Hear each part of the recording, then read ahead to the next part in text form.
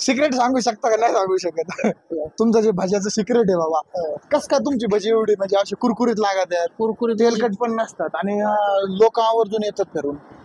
त्याची मळण्याची आठवते आहे.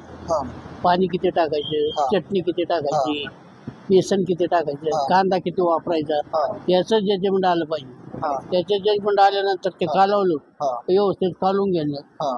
व्यवस्थित तावाचे महत्व आहे सगळ्यात. अच्छा. ताव कसा घ्यायचा, किती घ्यायचा, ताव लई जर घेतला कडक तर कुरकुरीत होऊ शकत नाही, बरोबर. फक्त लाल होणार ते, हा. आतमध्ये पांढरे राहणार. त्याच्यानंतर आपण ताव जरा मध्यम घ्यायचा, हा मध्यम तावामध्ये मग भजे कुरकुरीत होतात. आणि सारखे त्याला हलवायचे नसते हा. असं. म्हणजे मी जसं पाहतोय ना, म्हणजे मला असं वाटतंय, मी 7वी पासून म्हणजे गव्हाणवाडीत येता जाता मी भजी खाल्लेले आहेत.